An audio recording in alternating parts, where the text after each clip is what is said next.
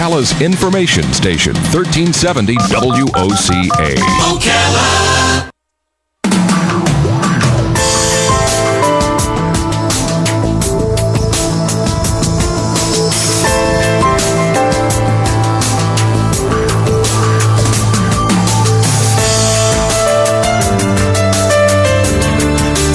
All right, 25 minutes before 11 o'clock. Thank you for tuning in.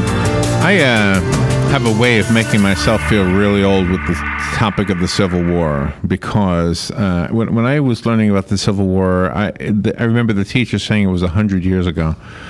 So that would have put it in the mid-60s. do you know, I was not a good student when it came to learning about the Civil War. I had a hard time. I don't know why. So I grew up in New York, as most of you know, and it's an important part, I think, of me telling you this and introducing our next guest. And so being in the late 60s, whatever, early 70s, learning about the Civil War, I discovered a secret, is that I was not good at learning about the Civil War for some reason with the textbooks. I don't know why. What helped me learn about the Civil War was when I would find a book that was actually a novel.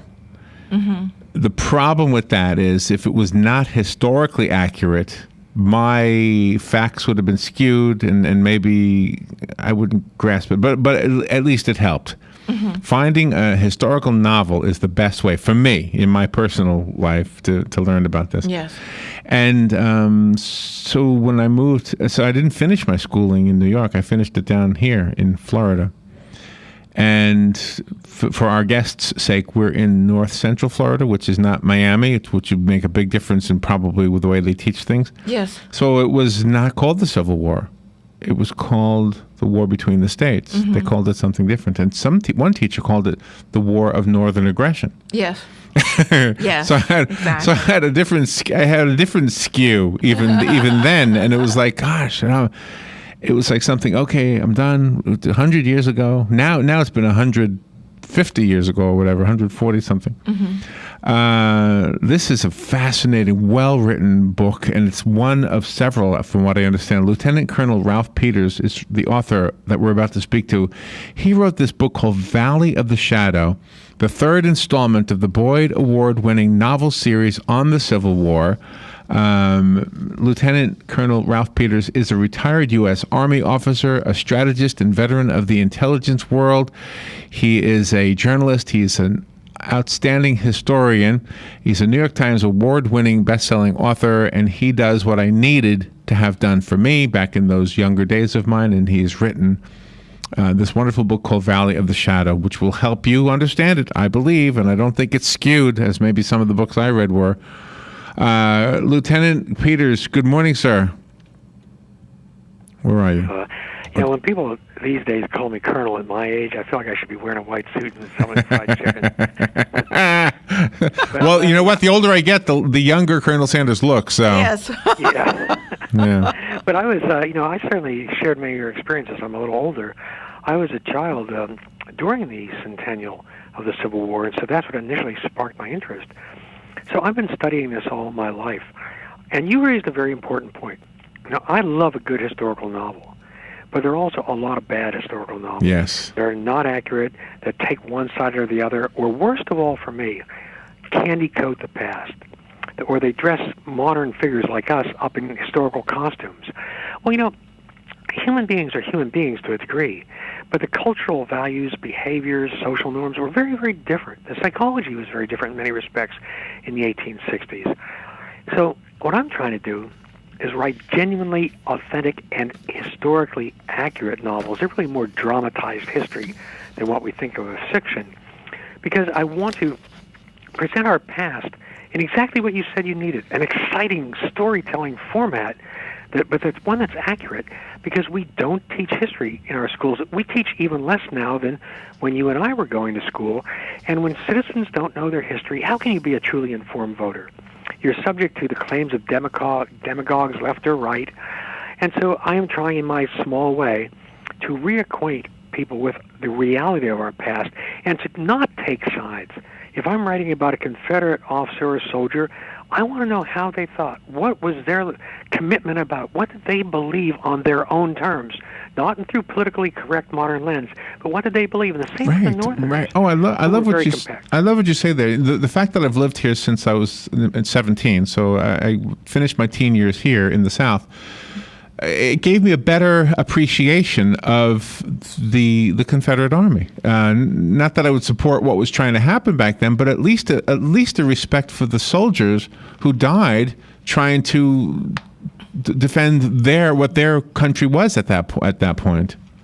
Yeah, and actually, a very good to that point. We have a false argument going on throughout much of the country in the South about what people call the Confederate flag. They don't want the Confederate flag and license plates. Well, they don't even know what they're talking about flag-wise. The flag of the Confederate States of America was called the Stars and Bars. It was a big red stripe, a big white stripe, a small field of blue like ours with a ring of stars. What people are really talking about, and by the way, that is, I don't want that flag flown because that was the Confederate government. But to me, the flag people really think of, that's the Confederate battle flag, the red field with the blue St. Andrews diagonal cross and the white stars. To me, and I'm a Yankee, born and bred, but that flag symbolizes just what you were talking about, the valor, tenacity, the sacrifice of the Southern infantrymen. Whether you believe in their cause or not, you have to recognize that, for me, as a former soldier, they may have been the finest light infantry in history, in any country.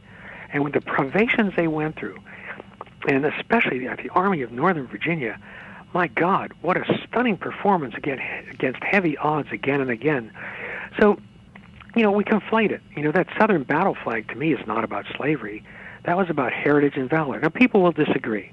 Yeah. And I'm not pushing one view or the other. And they will, I'm just yes. making the point that they don't even understand what they're talking about when they say, oh, that's a Confederate flag. Well, no, it's not. It's a battle flag. It's a battle flag of the Confederacy, no? Yes, of the Confederate Army. So, of the Confederate Army. We can disagree on whether or not it should be flown, but let's get the terms of the argument right. Right. So you answered a question I was going to ask is, where did you grow up? Because you don't skew it. And the novels, I wish I could remember what they were, but I remember as a kid, I would go to the store, get these paperback books, and they actually helped me understand what the teacher was talking about better because it put it into a context. Into human context. Yeah. And some of them did skew it. I didn't see it as skewed until I moved down here, however. I mean, if that makes sense. Yes, it does certainly make sense. But to me, when I'm writing, I've got to be as objective as humanly possible. When you're reading, it goes back and forth in novels between the viewpoints of various Confederate and Union officers and soldiers, all historical figures. And in The Valley of the Shadow, when you're reading about the Confederates, I want you rooting for the Confederates. When you're reading about the Union, I want you rooting for the Union. I want you to see it through their eyes, not through our politically correct lens. Wow. And it's such a great story, too, that we don't know. When we read about the Civil War today, if we do, we tend to read about the same handfuls of battles, Gettysburg, Shiloh, right. Same generals, Grant, Lee, Sherman, Stuart, Jackson. It was a continent-spanning war that determined the shape of the country to come. And the personalities, this is about the fighting for the Shenandoah Valley in that last grim full year of the war, 1864.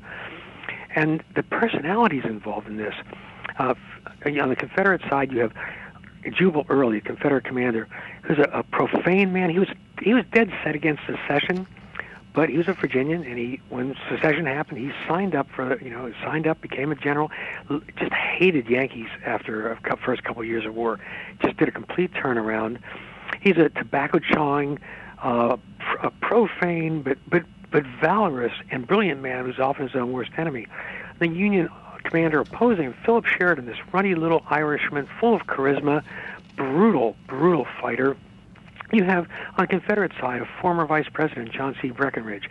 On the Union side, two future presidents fighting, Rutherford B. Hayes and William McKinley. Rutherford B. Hayes was a genuine hero. He didn't like war at all, but he felt he had to do his part. And he's in these battles in Cedar Creek, at 3rd Winchester, he's still reeling from the loss of an infant to typhoid. He misses his wife and family. He doesn't really want to be a soldier, but he's doing his duty.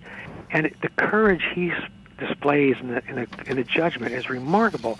On the Confederate side, you have John Brown Gordon, who comes closest of almost anyone except maybe Wade Hampton of being the ideal of the Southern Cavalier. Although Gordon's a bit of a hustler, too. But they're human. They're rich, full figures. On the northern side, you have this brilliant young 24-year-old cavalry general who's also something of a psychopath and loves war. His name's George Armstrong Custer. So all these great personalities, and in fiction, you can bring them to life. Try to really explore honestly how they felt, what they thought, and recreate the dialogue, but based upon real dialogue. We have a record of a lot of the things that were actually said, so you use those as a starting point. But again, the point of Valley of the Shadow and all my Civil War novels is to help people learn our history in an interesting way that is authentic and unbiased. Wow. Well said. You've got the phones ringing, so if you're okay with taking phone calls, we'll take a little break and get to the phone calls when we come back. You're going to love this book if you are, especially even if you're not a fan of the Civil War. Well, nobody's a fan of the Civil War. But I mean, if you like learning about it, this is a great way to learn it, and you've done such a great job making it so that I would get it. Which is saying something. Valley of the Shadow, Ralph Peters. We'll be right back, Ralph, when we come back.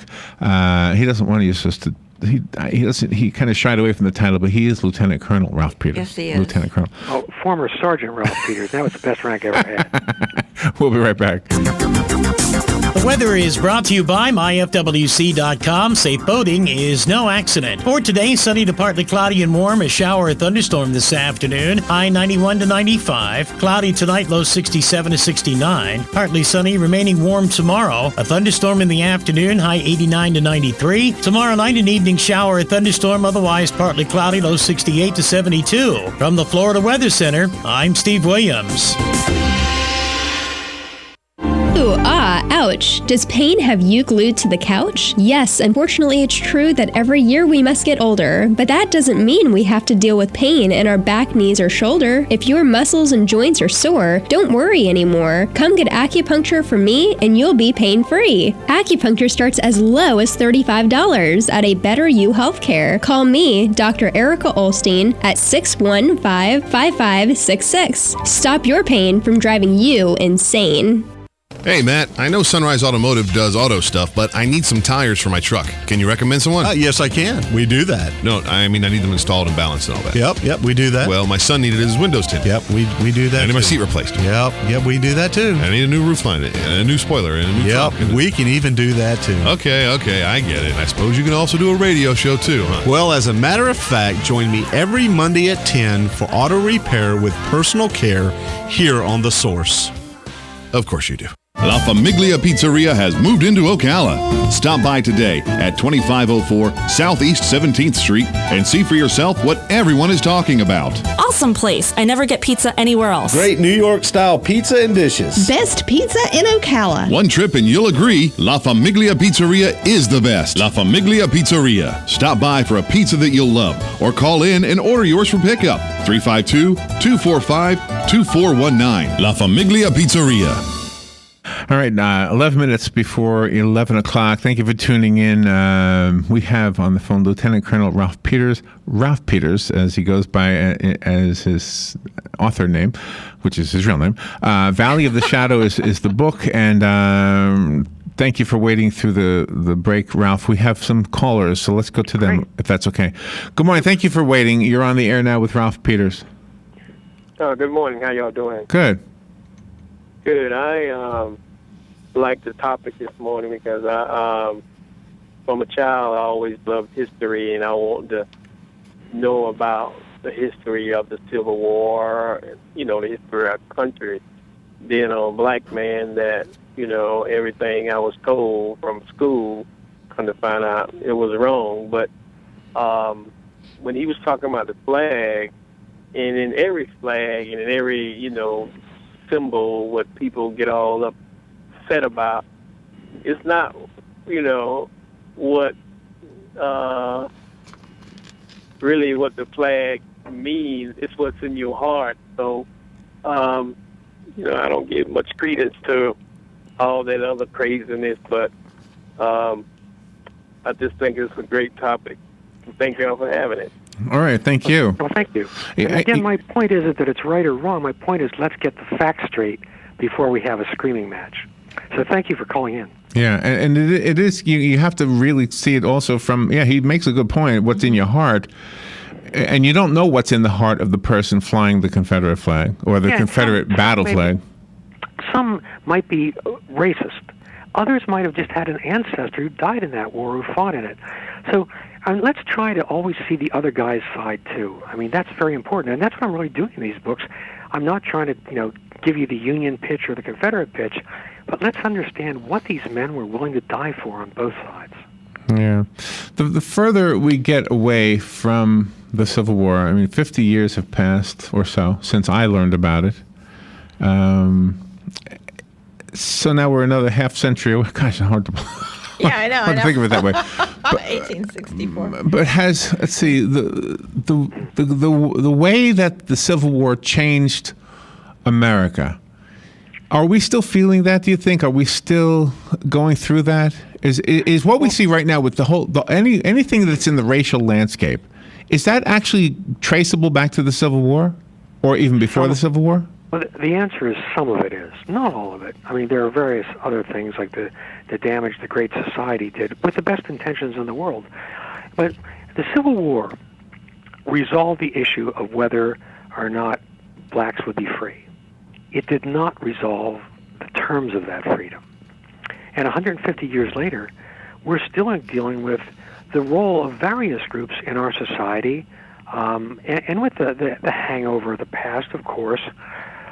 But again, I feel that if people learn the facts of history, it's much easier for us to have a reasoned debate instead of a shouting match. And so one of the purposes of Valley of the Shadow and my other Civil War novels is to get at the real people, not just cartoon figures. Yeah. Because if we understand the past, it helps us, really deeply helps us understand the present. But I think a very big difference, and very important, is we have a different identity now. Before the Civil War, especially in the South, the primary identity was with the state. Today, we all identify as Americans. I mean, in 1855, before the Civil War, Virginians really, as we saw, Virginians first and Americans second. Now, I live in Virginia, and we're Americans first and Virginians second. And so that's a profound change. That is interesting. Do you know what it brings to mind is this difference? And again, I've already established that I started my teen years in New York and ended them here, and my schooling concluded here, my public schooling. And in New York, if I had a test and it said what was the Civil War's main purpose was to free the slaves. If you came to the South and you were asked that question, the main purpose was to retain states' rights. That's the way they answered that question. Mm-hmm. What was the Emancipation Proclamation? It was to free the slaves. That's what you would answer in the North. In the South, the answer would be to free the slaves in some states. Yeah. They will say that he only named certain states, and I said, you know what? That's because the other states already did that. Yeah, well, yes, not the District of Columbia. They had to do that later, but you're right. And it's, again, this goes back to the point that it's the past is more complicated than our children. I mean, to the extent they're taught any history at all, they're taught a politically correct, candy-coated version of history. Mm-hmm. And that brings me to an important point I want to make to your listeners. If you want a pastel pink, wonderfully sanitized, politically correct version of history, do not read my books, because these books are authentic. Not everybody talked like a Victorian parson back then. Soldiers talked like soldiers. Hard-bitten frontier regulars did not speak as though they were having tea with the Queen. Mm-hmm. So, these books are blunt and honest and grim and bloody. So if you want to know how it really was in those battlefields, fine. If you just want the Hollywood version of heroism, look elsewhere. So that kind of helps me understand how this comes together. I mean, you being a man who has served his country, I mean, you've been a soldier. Yes. So that must have helped you better understand what this was like, even if it was 100 years earlier. Yeah, hugely. Oftentimes I'm reading books of history about the Civil War or other wars, and they're very good to a point. And I get to a point right now, this guy was never a soldier. And it's not about combat. I never pulled the trigger on anyone. I never shot anybody. I got to witness other people's conflicts. from Israel to Nagorno-Karabakh to Pakistan. But what really helps me was being around soldiers as an enlisted man and officer for 22 years. You just learn the basics, like what it really feels like to march 26 miles in the heat, as I have done. How hard it is to get even half a dozen or a dozen soldiers up in the middle of the night when the rain's been pouring down on them. They're not using tents, they're soaking wet, they're tired, they're cold, they're hungry. How hard it is to wake up a squad and get them moving, let alone an entire army. So oftentimes things that the history books assume should have been easy to do. Why didn't they do this? Why didn't they do that? Well, sometimes the answer is because they were exhausted. Sometimes the answer is because they were sick. Sometimes the answer is because they didn't know what the enemy was doing. The intelligence was poor. I mean, in our Civil War, 750,000 Americans died per the most recent revisions of the estimates. Over half of them died of disease. The primary killer was dysentery, basically aggravated diarrhea. Civil War armies didn't smell really good. I mean, they definitely needed some right guard. I've always thought that. I've always thought they must have been smelly. And they were not squeezing the Charmin. I mean, so you've got to. You really, I'm trying to get at the reality of it, not to exaggerate it. Right. And there's humor and there's camaraderie, but there's real suffering. So in your studies, I mean, you've been studying this a long time. Did you have to do any additional research for this particular book? Always. The research never ends. I mean, I've been reading seriously about the Civil War since a childhood. When I was at the officers' captain's course, I actually created a class for the Intelligence Center in school on Battle of Gettysburg. I've always been doing this. I wrote, back in the early aughts and late 90s, a series of Civil War mysteries under the pen name Owen Parry. But there's always more research to do. There's always something new to learn. And whenever possible, I go to the original letters, the diaries, the memoirs, the official records. Yeah, I read especially the letters and the diaries. I'll read them over and over again until I really think I grasp the feeling, the rhythm of that person's life. And when I'm writing about them, it's almost as if I'm channeling them. And that's the kind of authenticity I want. I want to know what the weather was like at a given time of day, because so many history books or novels, they forget about the weather. Soldiers are well aware of the weather. If you're marching in 95-degree heat, it's one thing. If you're marching barefoot in November, it's something else. If the rain's been pouring down on you and turning the roads to mud for 3 days, and you're actually men are pushing the wagons through to help the horses, it's miserable work. And so all those details, to me, are essential to try to give readers value for their money. And by the way, I should also say, look, I'd love everybody to buy Valley of the Shadow. For a lot of people, it's still hard times. Don't forget you have a local library. They'll either have the book or they'll get it for you. So I just want people to read it. My publisher wants you to buy it. I want you to read it. I have a copy here that I can give away. So call me if you want this. It's a beautiful, large hardcover book. You can have the copy that was sent to us. Just call right now, and I'll put it aside. I know Robin had a question. I was just wondering, did you keep a diary throughout your military career, and is that a lost art form now? I mean, do we really only get a grasp of what the current wars are because of the television and electronic media? Actually, that's a terrific question. No, I did not keep a diary. I was usually too busy. The work days were endless in the Army. But we have a real problem now where we are going to wind up with better records of the lives of key players from the Civil War than we're going to have from current generation. I think you're right. Look at our Secretary of State deleted her 30,000 emails. That's what historians need. Yeah, where are the diaries? Where are the memoirs? If something happens and all the electronic stuff goes away, we will have a better grasp of the Civil War than of the year 2015.